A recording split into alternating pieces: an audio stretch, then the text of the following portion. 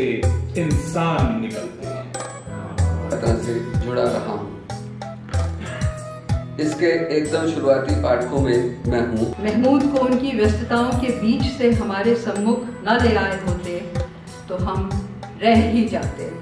कि हम दरअसल मुझे लगा कि मैं उसको खींच के और ऐसे निकाल के उसका रस अगर सामने पेश करूं, तो दरअसल मैं उसको बेरस और नीरस बना रहा हूं, क्योंकि उसका जो सारा पेचीदगी है, उस पेचीदगी को तोड़ के मुझे उसका एसेंस निकालना है। और ये दास्तान जब हैबिटेट ने अनाउंस की और ये कहा कि इसका रजिस्ट्रेशन होना जरूरी है, तो हमारे जो साथी दास्तान वो हैबिटेट के प्रोग्रामिंग मैनेजर शादाब, उन्होंने 2 दिन बाद मुझसे कहा कि साहब मैंने रजिस्ट्रेशन खोला था और 2 दिन में ही रजिस्ट्रेशन फुल हो गया। अब बने ना बने, हमने कोशिश की है, बने या ना बने तो उसके हाथ में है। ये दुनिया दुखों की माला है, यहाँ पर हर तरफ दुख ही दुख है, सुख थोड़ा सा है। कौल की सदाकत समझ में आई कि इंसान किसी भी तरह की जिंदगी का आदी हो सकता है।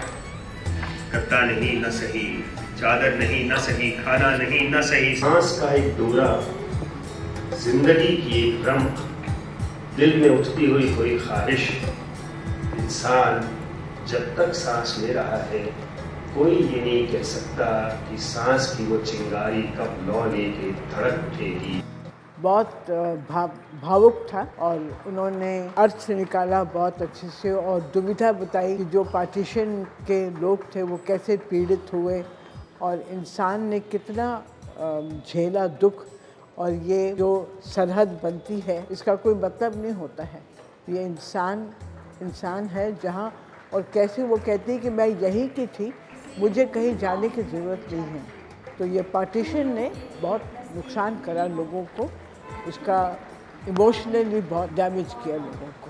ये जो महमूद फारूकी साहब से भी सुना हम लोगों ने, ये एक मुश्किल समझी जाने वाली, कई बार एब्स्ट्रैक्ट कह दी जाने वाले उस उपन्यास का ऐसा सुंदर आख्यान और ऐसे सुंदर प्रस्तुति है, जिसको मुझे लगता है कि एक बार इसको ऐसी प्रस्तुति देख लेने के बाद उपन्यास को लेकर लोगों की जो भ्रांतियां हैं वो भी दूर होंगी, और जो रस है दास्तान गोई का या इस विधा का, उस रस का मज़ा भी ले सकेंगे। मुझे पूरी उम्मीद है कि जो लोग यहाँ मौजूद थे, कम से कम दास्तान गोई के अगले आयोजनों में शिरकत करेंगे और एक पुरानी विधा को जिस तरह हम लोग रिवाइव कर सके हैं या जो लोग उसे करने की कोशिश कर रहे हैं, उनकी मदद भी हो सकेगी। महमूद फारूकी हमारे समय के संभवतः सबसे बड़े दास्तान गो हैं।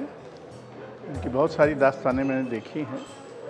रेत समाधि एक दास्तान की दृष्टि से कठिन उपन्यास है, लेकिन उसकी भाषा में और उसके कथानक में दास्तान के बहुत सारे तत्व पहले से ही, और उनको बहुत खूबसूरती से, बहुत प्रभावशाली ढंग से उन्होंने किया है।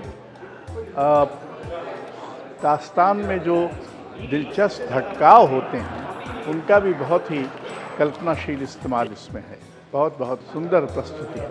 जब मैंने सुना था कि रेत समाधि पे दास्तान बन रही है, तो मुझे बड़ा अचरज हुआ, क्योंकि रेत समाधि अपने आप में बहुत जटिल उपन्यास है और इस उपन्यास की कहानी इतने परतों में है कि उसको किसी दास्तान में समेटना बहुत आसान काम नहीं था और मुझे लग रहा था बिखर न जाए। लेकिन मैंने पाया कि पूरी दास्तान इतनी लंबी होते हुए भी मूल उपन्यास के जो कथ्य है उसको बहुत करीने से पकड़ती है, उसके थीम को, उसके एहसास को ये दास्तान बहुत अच्छे से पकड़ती है। और महमूद फारूकी ने एक कमाल का काम किया, एक बहुत बड़ा चैलेंज उनके लिए था जो इस उपन्यास को दास्तान में बदलना, जो उन्होंने इसको कर लिया।